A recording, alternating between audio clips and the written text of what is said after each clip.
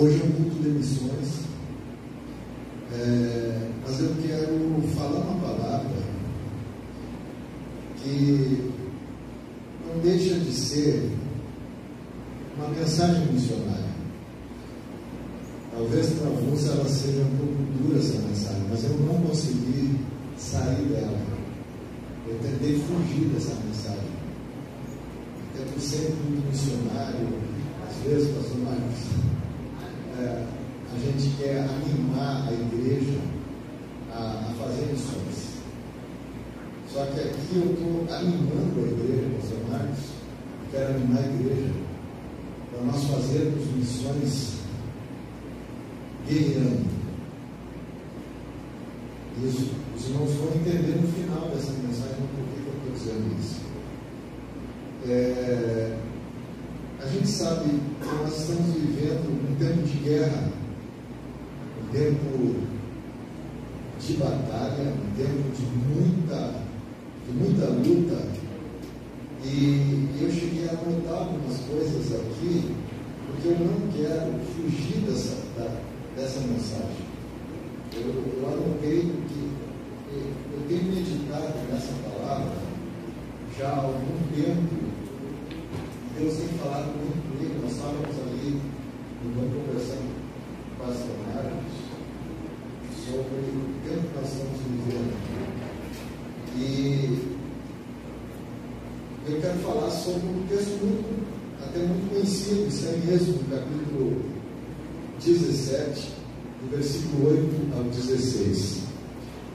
Esse texto ele fala de uma guerra contra os amalequitas, guerra contra Amaleque. A batalha, meus queridos irmãos, eu vou fazer uma introdução. A batalha contra Amaleque é uma batalha que, segundo as Escrituras, ela vai acontecer de geração em geração. Os irmãos prestem atenção no que o texto vai dizer, principalmente nos dois últimos versículos. É uma batalha de geração em geração. Então, se ela é uma batalha de geração em geração, ela chegou no nosso tempo. Na nossa geração, nós estamos travando essa batalha. E ela está mais forte. Ela está bem mais acirrada. Êxodo, capítulo 17, versículo 8, diz assim: Então veio Amaleque e pelejou contra Israel em Refidim.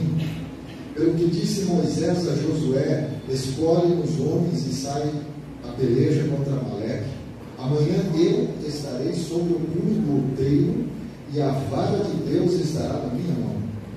E fez Josué como Moisés lhe disse, pelejando contra Amaleque. Mas Moisés, Arão e Hur subiram ao cume do outeiro. E acontecia que quando Moisés levantava a sua mão, Israel prevalecia.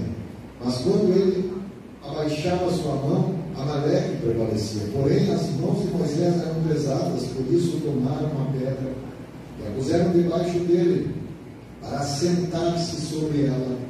E Arão e Hur sustentaram as suas mãos, um de uma banda e outro de outra.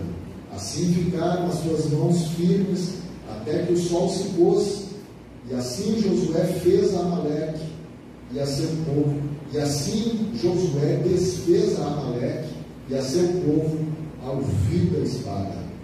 Os três últimos versículos. Então disse o Senhor a Moisés: escreve isso para memória no livro e relata-o aos ouvidos de Josué, que eu totalmente hei de riscar a memória de Amaleque debaixo dos céus. E Moisés edificou um altar e chamou o seu nome: O Senhor é minha bandeira. E disse: porquanto jurou o Senhor é que jurou, haverá guerra do Senhor. A guerra não é nossa, a guerra não é de Moisés, não é do pastor Marcos, não é minha, é do Senhor, contra Amaleque de geração em geração. Os irmãos podem tomar seus assentos. e fique em espírito de oração. Porque esse culto é um chamamento missionário à guerra. A guerra contra Amaleque. Amaleque significa hoje um espírito que ele permeia de geração em geração, e ele está entronizado em várias áreas da nossa sociedade. Vocês vão ver a característica desse inimigo, vocês vão ver a crueldade desse inimigo, a forma como ele age. Por quê? Porque nós, como soldados, que estamos alistados no exército de Cristo Jesus, nós precisamos não só saber quem é o nosso general, como ele age, a forma como ele faz, a forma como ele tem as suas estratégias, mas nós precisamos saber quem é o nosso inimigo, a forma como ele age, as táticas que ele usa, para que a gente possa combatê-lo de uma forma estratégica, para que a gente não saia atirando munição para tudo que é lado, gastando a nossa energia naquilo que não é estratégico, mas que nesta manhã o Espírito Santo de Deus possa nos dar uma estratégia espiritual para combater esse inimigo que é o inimigo de Deus. Ele guerreia de geração em geração. Isso, o Senhor Deus afirmou isso. E o Senhor nosso Deus, Ele nos convoca. E aqui Ele convocou Josué, convocou Moisés e deixou escrito, pediu para que Moisés escrevesse, para que fosse lembrado. E nós estamos lembrando hoje, pastor Marcos, nesse domingo missionário, aqui na Igreja Maranata em Curicica, o Espírito Santo de Deus, eu venho aqui como profeta de Deus, como boca de Deus, para fazer os irmãos relembrarem aquilo que Jesus, que Deus, o Senhor, mandou escrever, para que fosse lembrado, principalmente a Josué, mas também a cada uma das gerações que se passaram, que se sucederam após Josué. Nós chegamos na nossa geração. E eu venho aqui nesta manhã relembrar os irmãos daquilo que Deus mandou Moisés escrever a Josué. Por que ele cita o nome de Josué no texto? Porque Josué tinha uma tarefa importantíssima, que era conduzir o povo de Israel à terra prometida. Ele ia ter que fazer as guerras que Deus mandou fazer, que era exterminar um povo cruel, um povo duro de coração, e um povo que era inimigo capital e voluntário do reino de Deus. Esse texto, ele é um texto emblemático, porque Deus está sendo até de uma forma dramática, quando ele relata, quando ele argumenta com Moisés, e ele está argumentando conosco aqui, porque nós somos gerações que sucederam as gerações de Moisés e do povo de Israel. Ele está aqui falando um povo que perdeu a sua ternura, a sua doçura e a sua humanidade. Quantas vezes alguns críticos da Bíblia, do texto sagrado, eles chegam a se referir a Josué e a sua entrada na terra prometida, dizendo que ele praticou um genocídio a essas 7 nações que deveriam, todas elas, ser extintas naquela região. Quando eu digo genocídio, vocês já sabem que é uma palavra que é usada pelos amalequitas. Existe uma linguagem. Os amalequitas, eles têm uma linguagem. E nós precisamos, um dos pontos é detectar a forma como ele age, como ele se comunica, para que a gente possa saber quem é o nosso inimigo. Mas o que acontece é que aquele povo, se ele não fosse detido, eles iriam destruir tudo ao seu redor. É como a lógica de um vírus: se não for detido, vai acabar com tudo à sua volta. Eles eram terríveis. A história mostra que eles eram desumanos, cruéis. No caso de Amaleque, quem era eles? Historicamente, se nós formos estudar quem é Amaleque, quem são os amalequitas, eles eram um povo do deserto. Em Números, capítulo 3, versículo 29, depois os irmãos quiserem anotar, eu não vou ler o texto, mas eu já fiz um resuminho. Os amalequitas habitam na terra do Negueb. Nós estivemos lá, né, pastor Marcos? Na terra do Negueb. Ladrões que pilhavam e roubavam todos os que eles encontravam pela frente. Não tinham compaixão, não tinham misericórdia. O historiador Filo, ele chama os amalequitas de um povo que lambe. Por que o povo que lambe? Porque por onde eles passavam, eles eram como essa enchente que aconteceu em algumas cidades lá do meu estado, do Rio Grande do Sul, que não ficou pedra sobre pedra. Foram lambidos cidades, como o Sul, Roca Salles, Arroio do Meio. Essas 3 cidades não existem mais. Eu vi uma entrevista do prefeito do Sul, que me deu pena do prefeito. A repórter veio entrevistar eles: prefeito, o que o senhor me disse? Eu não sou mais prefeito. Se não tem cidade, como é que eu vou ser prefeito?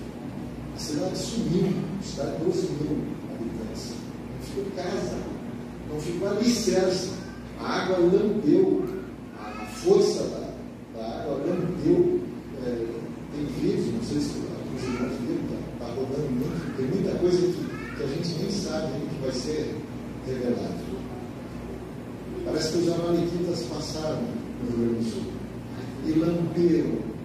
Por isso que Filo, o historiador Filo, fala os amalequitas como o povo que lambe. Aonde eles passam, eles destroem tudo, não fica nada. Tamanha crueldade desse povo. Amaleque era a própria encarnação do mal. Amaleque era filho de Elifaz, que era filho de Esaú. Portanto, Amaleque foi neto de Esaú. Esaú, os irmãos sabem quem foi. E se não sabem, procura lá. É aquele que vendeu a sua primogenitura. E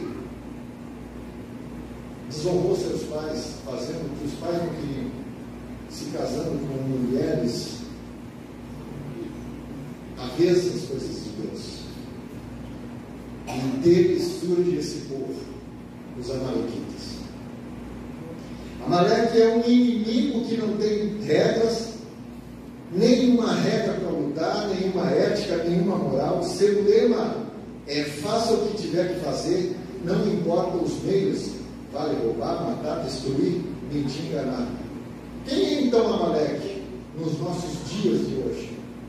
Os irmãos já devem ter detectado aí alguns amalequitas que vocês conhecem no nosso Brasil, especialmente. E no Rio de Janeiro tem muita amalequita enrustido por aí, inclusive dentro das igrejas, porque esse inimigo, ele infiltra esse espírito dentro da igreja, pastor Marcos, para impedir o agir de Deus através da igreja. Porque se tem uma coisa que tem poder nessa terra, é a igreja. Deus deu esse poder para a igreja. Através de Jesus, quando ele sobe aos céus, ele diz: a minha autoridade vos dou. Não andou como o mundo anda. Vocês vão pisar sobre escorpiões, serpentes, se colocarem a mão nos enfermos, eles serão curados. Vocês vão fazer coisas muito maiores do que eu fiz. Isso se cumpriu.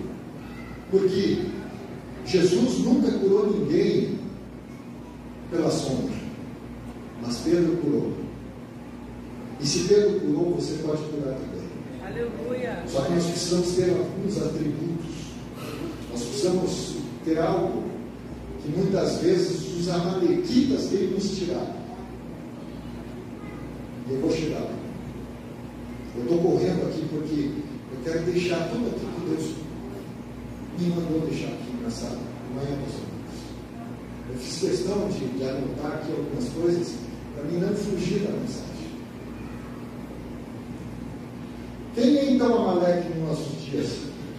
Se haverá guerra contra Amaleque de geração em geração, como eu já fiz essa observação no texto, nós devemos ter e entender quem é a personificação, a encarnação ou a manifestação desse Espírito hoje nos nossos dias. Em primeiro lugar, Amaleque são aqueles que se juntam contra nós e com os nossos inimigos.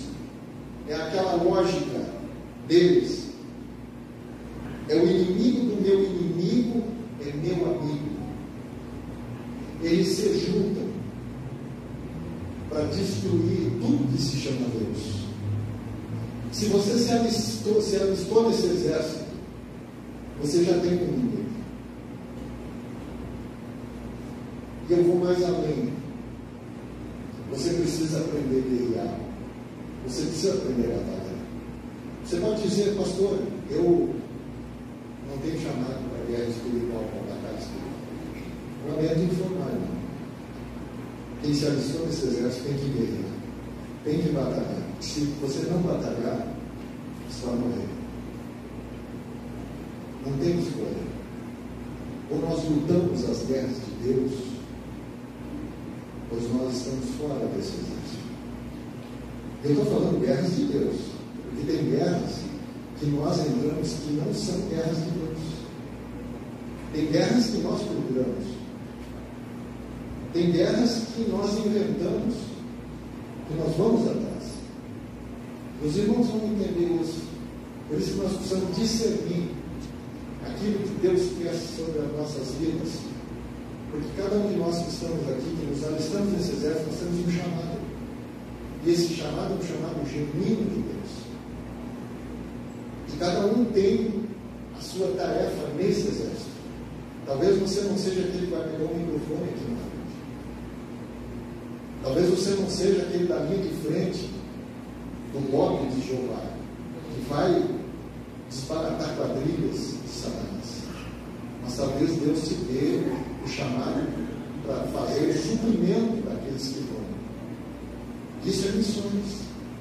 Talvez você não desça no poço para tirar aquele que precisa sair, ser arrancado, mas talvez você seja a corda que vai fazer chegar até lá. Ou talvez você seja aquele que vai segurar a corda da intercessão, ou com o teu recurso, para que o guerreiro missionário que está na ponta possa chegar.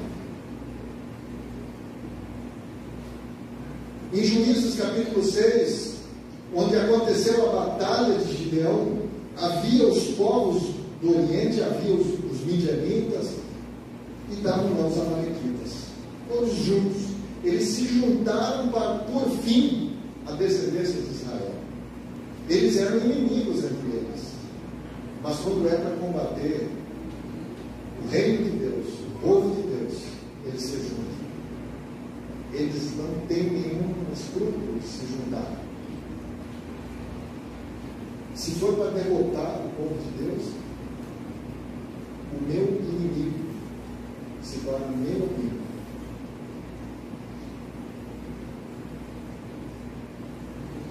Amaleque é aquele que se junta a fim de nos destruir. Em segundo lugar, Amaleque nos ataca sempre quando estamos fragilizados, quando estamos enfraquecidos, vulnerabilizados. A Bíblia vai dizer que o povo de Israel estava cansado no deserto, quando saía do Egito. E quando o inimigo viu o povo cansado, atacou pelas costas, como um vírus, uma bactéria. Esse inimigo, ele ataca pelas costas. Quando você não está vendo, você não está percebendo, quando você tem um momento de cansaço espiritual, ele ataca. A lógica do vírus sempre é: destrua enquanto estiver fraco, aproveita o momento de maior dificuldade para atacar. Em Deuteronômio, capítulo 25, versículo 17, esse versículo eu quero ler, diz a palavra do Senhor nesse texto, Deuteronômio,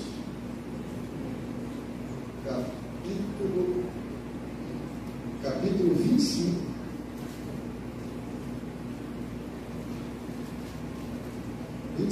versículo 17, 18 e 19.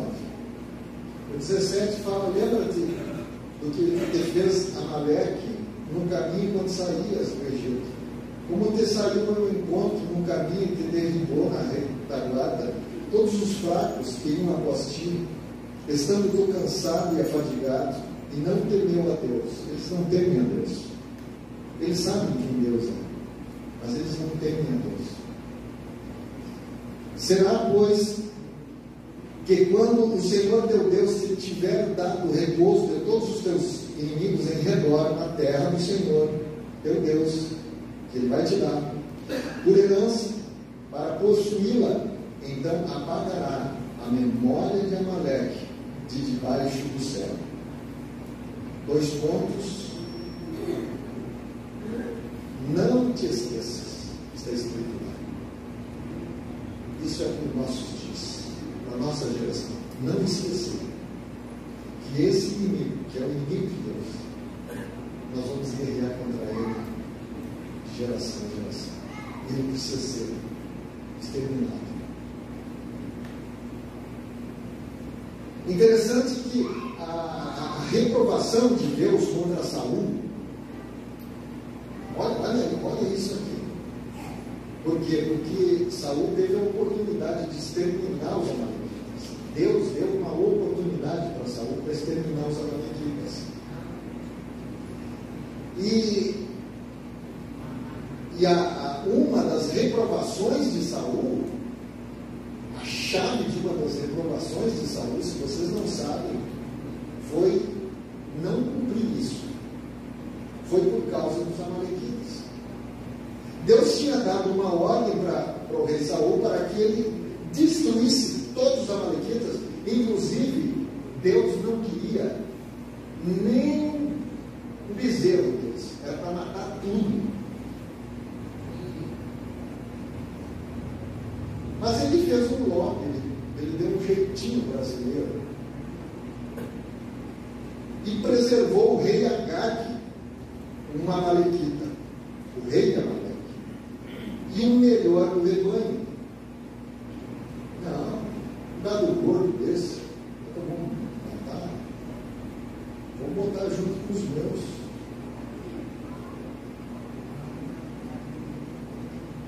E ele faz esse lobby. Mas quando o profeta Samuel chega e começa a inquirir ele sobre o que estava acontecendo, e Deus sempre levanta um profeta, Deus sempre coloca um profeta na nossa vida. E foi assim com Davi. Se não fosse o profeta Natan, Davi não seria o homem segundo o coração de Deus. Hoje, o que a gente tem visto é que a voz profética tem sido calada. Não se levanta mais profetas. Não é que não exista profeta. A voz profética tem sido calada. O ministério profético tem sido decepado. Tem muitas igrejas, eu sei que não é aqui, eu conheço o pastor Marcos. Tem muitas igrejas, elas andam caminhando ali. Porque elas exterminaram o ministério profético. Se nós não voltarmos à igreja de Atos,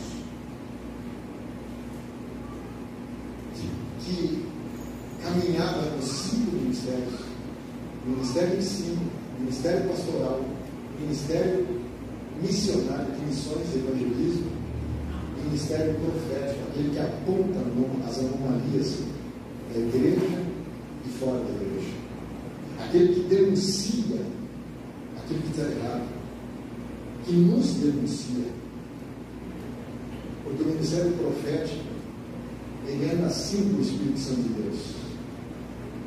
O Espírito Santo de Deus fala pela boca do profeta. O profeta é aquele que fica nos montes, às vezes nem é lembrado na igreja, mas quando ele desce e quando ele fala, se ele for de Deus,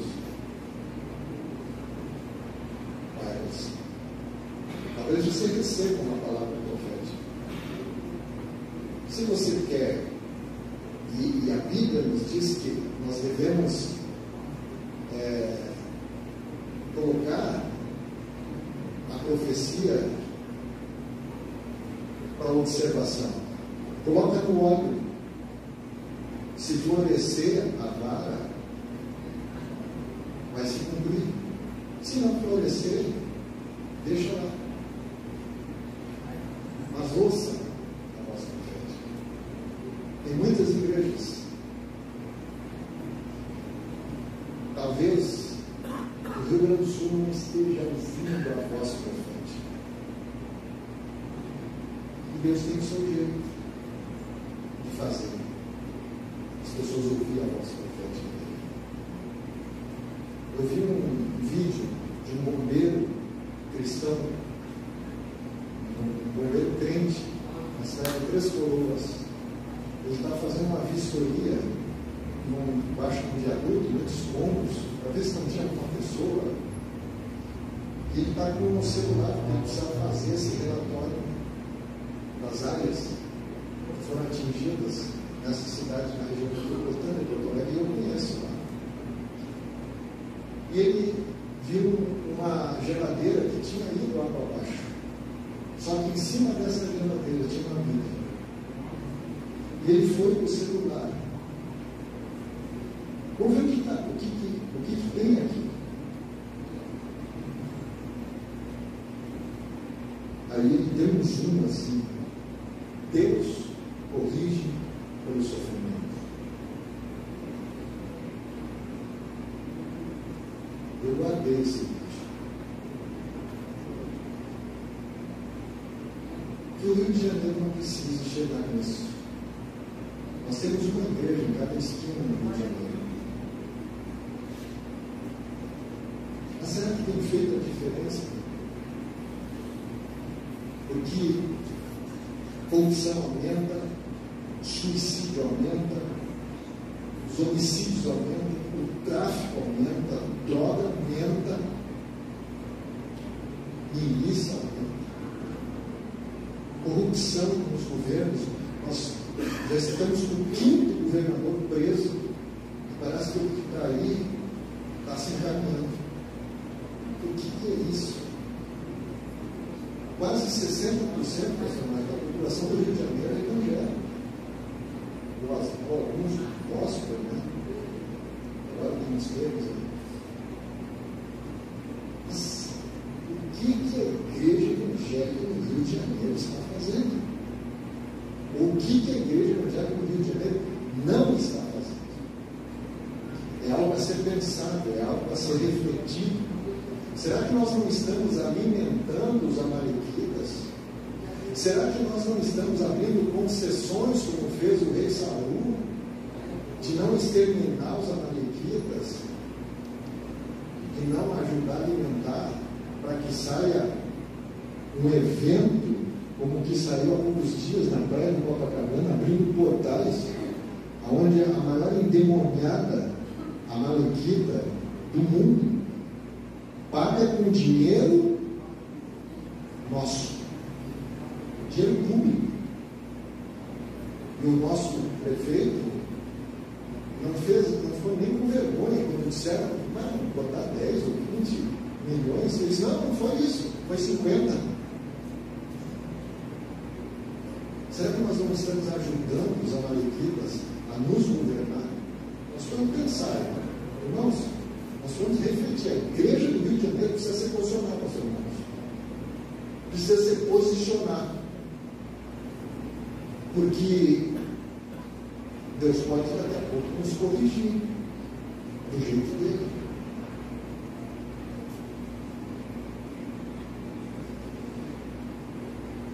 Saul disse: fiz tudo à vontade de Deus para o profeta Samuel. Mas o profeta, que não é bobo nem nada, ele está assim com Deus, ele disse: mas esse som que eu vejo de ouvidos de cabras, de vacas mugindo, desse rebanho, o que é isso? Daí Saul: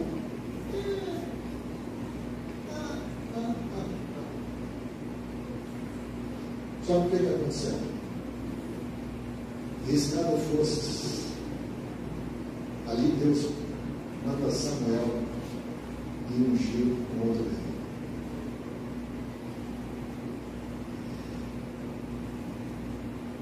A Bíblia diz que Agag, o rei dos amalequitas, esse que o Saul poupou, obviamente tinha filhos. De alguma maneira eles foram preservados.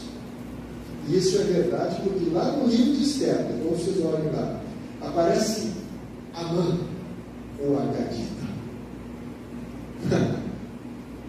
descendente de Agag, aquele rei que Saul não quis exterminar. Engendrou, articulou, armou um esquema para exterminar o povo judeu da face da terra. E pega uma forca, constrói uma forca, para primeiro calar a voz profética do povo de Israel. Prepara uma forca para Mardoqueu, o profeta de Israel, aquele que ficava na frente da porta do templo, e daqui a pouco o Espírito Santo dizia: ó, aqueles dois ali estão tramando contra o rei, eles querem matar o rei. Ele ia lá, falaram do rei. Anota aí, ó, isso. O rei ia lá, exterminava o inimigo. Um dia o rei, lendo as crônicas, o que foi feito para esse homem, profeta de Deus? Eu não vejo ele, mas o que foi feito para ele? Que ele me salvou. Não foi feito nada. Então chama quem está aí no pátio. Eu quero que tu em cima do meu cavalo, põe a minha capa, põe o meu cetro e põe na coroa dele. Aí chega uma malequita lá. Esse cara sou sou eu. Aí as crônicas vão dizer: não, esse cara é o profeta de Deus. Depois vocês sabem o que aconteceu com esse amalequita aí. A forca que era para Mardoqueu, o profeta, passou a ser dele. Por quê? Porque Amã tinha feito um plano para destruir o povo de Israel em um dia, para que todos lançassem mão contra os judeus e os destruíssem.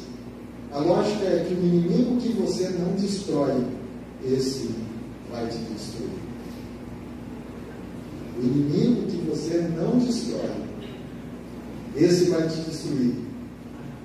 Mas se você estiver em Deus, a força que esse inimigo imprimir contra você se voltará na mesma intensidade contra ele.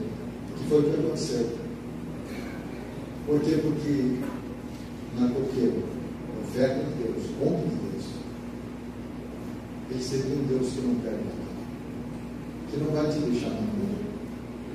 Porque ele estava guerreando, não era a guerra dele, ele estava guerreando as guerras de Deus. Se você estiver guerreando as guerras de Deus, fica tranquilo, ele vai te cobrir debaixo das suas asas. Se você estiver guerreando as guerras de Deus, você vai passar pelas lutas, mas elas não vão te destruir. Se você estiver guerreando as guerras de Deus, você Você pode passar por enfermidades, por lutas, por decepções, mas elas não vão te parar. Porque o Senhor está contigo. A sua vara e o seu cajado nos consolam. Foi assim que aconteceu com Amã.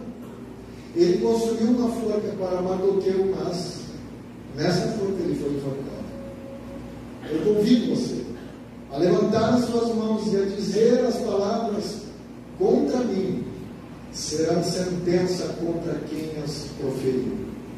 Contra mim serão sentenças contra quem as proferiu. Toda arma forjada contra mim não prosperará. Toda língua que ousa em juízo, eu a condenarei. Essa é a minha herança. Esse é o meu direito que do Senhor procede. E em terceiro lugar, Amaleque ataca nossas famílias quando estamos ausentes. Eles são covardes, traiçoeiros, atacam mulheres e crianças. Quer uma estratégia dos amalequitas contra a família, contra os nossos filhos, quando nós não estamos com eles? Ideologia de gênero.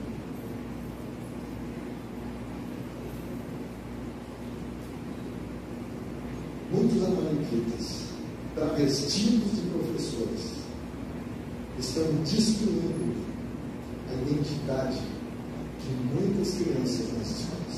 E nós, como pais, nós precisamos nos levantar contra isso e denunciar ao céu, denunciar a Deus e denunciar as autoridades, porque esses amalequitas estão fazendo. Nós não podemos nos calar, porque se nós nos calar, as pedras vão clamar.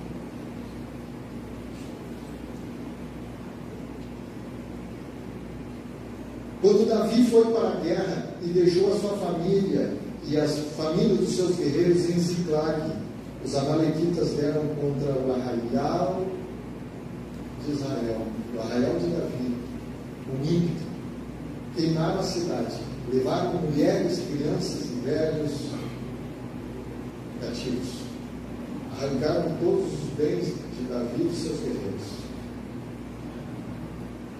A Bíblia diz em 1 Samuel, no capítulo 30, no verso 1 a 6, sucedeu, pois, que chegando Davi e os seus homens ao terceiro dia a Ziclag, foi os amalequitas com ímpeto, tinham dado sobre o sul e sobre Ziclag, e tinham ferido a Ziclag e a tinham posto a fogo. E levaram cativos as mulheres que estavam lá, porém a ninguém mataram, nem pequenos nem grandes, tão somente os levaram consigo e foram pelo seu caminho. E Davi e os seus homens vieram à cidade, e eis que estavam queimados a fogo, e suas mulheres, seus filhos e suas filhas eram levados cativos. Então Davi e o povo que se achava com ele alçaram a sua voz e choraram até que neles não houve mais força para chorar. Também as duas mulheres de Davi foram levadas cativas, Ainoã e Abigail. E Davi muito se angustiou, porque o povo falava de apedrejá-lo, porque o ânimo de todo o povo estava em amargura, cada um por causa dos seus filhos, das suas filhas. Todavia, Davi se animou, se esforçou no Senhor, seu Deus. Davi se reanimou no Senhor. Eu quero dizer a todos, nesse momento nós estamos sendo atacados, nós estamos diante de uma guerra, que ela não é uma guerra física, embora que aqui no Rio a gente até viva isso, de fuzil e de... Tá? Mas essa guerra é uma guerra híbrida, ela é uma guerra tecnológica, é uma guerra que ela entra na mente das pessoas através da internet, através de tantos aplicativos, de tanta forma de nos tirar o nosso foco. Você para no TikTok, você fica uma hora ali, porque vem um vídeo atrás do outro, um mais interessante que o outro, dependendo daquilo que você gosta, e você esquece de Bíblia, esquece. Olha, tem pessoas que passam horas e horas nisso. O ataque de Amaleque contra as nossas vidas. E nós precisamos guerrear. Quando Deus diz para Josué, meu servo, essa batalha não é uma batalha na força do teu braço. Eu vou te dar as estratégias para vencer. Porque você vai enfrentar guerras e mais guerras. Não olha para a esquerda, não olha para a direita, olha para mim, que sou o autor e consumador da tua fé. Eu vou te dar todas as estratégias para você vencer essa guerra. E Deus tem estratégias para nos dar, para vencermos essa guerra tecnológica, essa guerra híbrida, que ela não aparece muitas vezes, mas ela está acontecendo a todo momento e a todo tempo. Davi chorou e quando tinha que chorar, tudo que tinha que chorar, lamentou o que tinha que lamentar, mas a Bíblia diz que ele, diante daquela perda, daquela dificuldade, daquela tribulação, ele se reanimou. Os seus soldados reagiram de três formas negativas: de amargura, de chorar até não ter mais força, e depois procurar um culpado, alguém para lançar a culpa. E eles vinham apedrejar a vida. Você trouxe nós para cá, e agora nós aqui não temos família, já perdemos tudo. Mas a Bíblia fez as coisas positivas. Ele se reanimou no Senhor, seu Deus, ele se fortaleceu, ele buscou o Senhor, consultou o Senhor, coisa que ele não tinha feito quando foi para Itaziclade. Ele não consultou o Senhor, agora ele consulta o Senhor, e aí Deus autoriza ele sair da guerra, ele vai, restituição a muitos prostrados, vendidos e vencidos, e para finalizar, a muitos caídos. Mas Davi se reanimou, ele consulta o Senhor e persegue os inimigos. Nós precisamos de homens que se apresentem para ser a resposta de Deus para o Rio de Janeiro e para o Brasil. Nós precisamos de igrejas que se coloquem na brecha dessa geração, nesse lugar espiritual chamado brecha, que interceda pelo pecado do Rio Grande do Sul, porque o pecado do povo do Rio Grande do Sul é o meu pecado também. O pecado do Brasil, da corrupção, é o meu pecado também. Deus procura um homem que se coloca na brecha, que interceda, porque a intercessão de um justo, ela pode muito seus efeitos. Ela destrói fortalezas. Eu não amaldiçoarei a terra se arrependerem, se reconhecerem os seus pecados. Eu virei e sararei a terra, diz o Senhor. Nós precisamos de homens assim. Nós precisamos de líderes que conduzam o rebanho a passos verdejantes. Acabou o tempo do chororô, do mimimi, é hora de nos levantarmos. Acabou o tempo de se lamentarmos como se lamentou os soldados de Davi, o próprio Davi. E nós precisamos, é hora de nos levantarmos. Acabou esse tempo. É hora de consultar o Senhor, é hora de colocar o pé na estrada e ir contra esses amalequitas que têm destruído famílias, têm destruído economias, porque eles querem roubar, pilhar, querem aumentar impostos para poderem gastar naquilo que é bom, que não é para atender as necessidades do povo, mas para serem locupletar. Eles, quanto mais tem, mais querem. Eles são insaciáveis. E vocês devem estar entendendo o que eu estou dizendo com relação ao Brasil.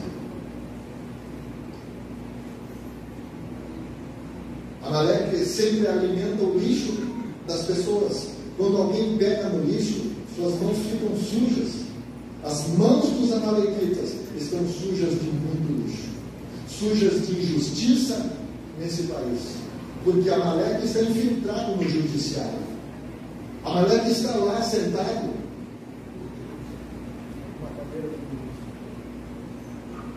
Mas ele vai cair, em nome de Jesus. As mãos de Amaleque estão sujas de sangue inocente, de pessoas que foram condenadas injustamente e que morreram dentro da cadeia, sem ter a oportunidade de se defender, de apresentar a verdade, porque ela foi surrupiada, ela foi escondida.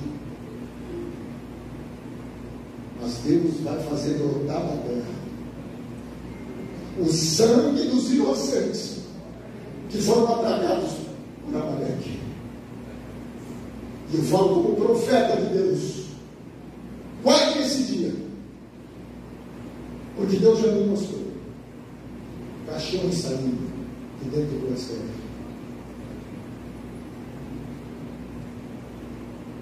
Nós amamos. Escreve isso. As mãos de Amaleque estão sujas de sangue. Eles se aproveitam das tragédias, das coisas ruins da vida, a fim de encontrar vantagens para si. Está acontecendo lá no Deus. Foi uma amalequita que Deus disse, correndo atrás de Davi: eu matei teu inimigo Saul. Veja que Saul tinha se matado. Davi amava Saul, embora ele lhe perseguisse. Davi amava Jonatas, o filho de Saul. Davi manda seu capitão matar esse amalequita, porque ele quis se aproveitar de um problema que havia entre dois grandes líderes. Tem muitos amalequitas infiltrados, até mesmo dentro da igreja, colocando líderes em choque um com o outro. Mas Deus manda exterminar. Põe para fora, meus irmãos. Põe para fora. Amaleque não vai resistir. O poder de Deus dentro da igreja, o avivamento que vai vir. E no Rio de Janeiro eu ouso dizer, como profeta de Deus, aonde abundou o pecado, superabundou a graça. Aqueles que vêm para cá para ver as belezas naturais que são lindas que Deus criou no Rio de Janeiro, aqueles que vêm para cá para ver futebol, para ver carnaval,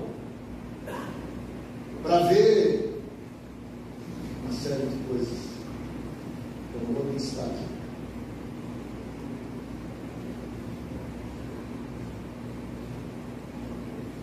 Vão vir para ver o que Deus vai fazer nessa cidade. Porque aquele Cristo que está inerte ali no Corcovado, que é visitado por milhares e milhares,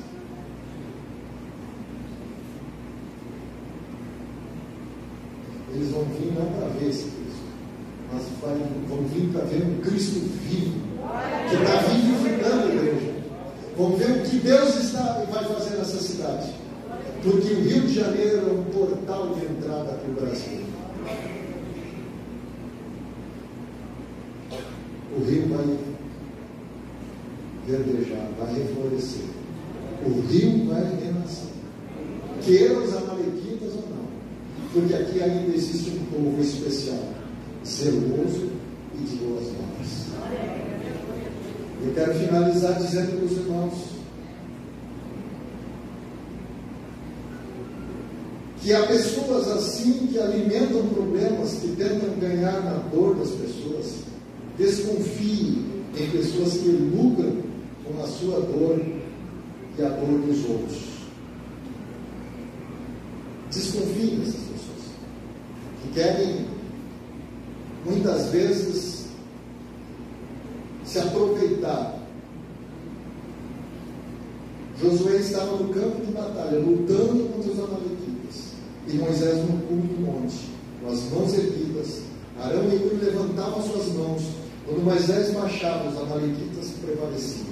Mas quando Moisés levantava, Amaleque era derrotado por Josué. Precisamos trabalhar hoje em um perímetro de unidade. Essa é a chave. Onde Moisés se senta sobre a rocha, que é Cristo, e urge. E seu companheiro segura os seus braços. É isso que vocês têm que fazer, pastor Marcos, a liderança da igreja. Criar esse perímetro de unidade. Porque quando isso for criado, Satanás não vai passar nem perto da polícia. Porque a igreja, que ela está em unidade, ela cria uma sinergia com o Espírito Santo de Deus, e aquele poder que eu falei que Jesus daria, ele agora não dá para um homem como Adão e Eva, mas ele dá para a igreja. Essa é a bomba atômica que Deus tem na terra para destronar esse espírito de Amaleque que tenta destruir famílias. Precisamos trabalhar nesse período de unidade, e é hora de darmos nossas mãos. Amaleque quer nos dividir, e nós precisamos fazer guerra contra Amaleque, todos juntos em unidade para vencer esse espírito. Precisamos restabelecer o espírito de Elias para converter os corações dos pais aos filhos, dos filhos aos pais, e aplanar o caminho do Senhor. Está lá em Malaquias. Amaleque veio nos atacar por um caminho, vai fugir por 7 caminhos. Vamos levantar nossas mãos pelo Rio de Janeiro e pelo Brasil. Eu encerro aqui, com permissão do pastor Marcos, eu quero fazer uma oração. E quero incluir o meu estado do Rio Grande do Sul, para que eles possam se levantar e vencer Amaleque, para que Deus saia da terra, para que Deus pare as tempestades. Vamos nos colocar em pé. Senhor, meu Deus e meu Pai, eu vim nesta manhã aqui, nessa amada igreja do Senhor, e eu entreguei tudo aquilo que o Senhor colocou no meu coração. Eu espero que essa palavra ela venha florescer, que ela venha dar frutos, e desses frutos se levantem guerreiros de Deus, para guerrear não as guerras dos homens, mas para guerrear as guerras do Senhor. Porque quando estamos no teu exército, guerreando as tuas guerras, o Senhor nos cobre com seu sangue, acampa os seus anjos ao nosso redor, nos livra de todo mal. Pai, eu coloco a igreja Maranata, coloco o pastor Marcos, teu servo, o Moisés aqui dessa igreja, que ele possa ter as suas mãos levantadas, e que os amalequitas, que essa guerra contra Amaleque seja vencida aqui na Curicica, aqui em Jacarepaguá e aqui no Rio de Janeiro. Pai, tenha misericórdia dos meus irmãos gaúchos. Eu peço perdão por cada pecado deles, porque o pecado deles é o meu pecado. Perdoa, sara aquela terra. Senhor, tenha misericórdia daquele povo. Aleluia. Tenha misericórdia do Brasil, Pai. Afasta todos esses amalequitas que tentam se impregnar nas estruturas de governo, não para fazer o bem, porque eles não fazem o bem, mas querem se completar, querem corromper, querem destruir, matar, roubar. Pai, nós destronamos pelo teu nome, em nome de Jesus.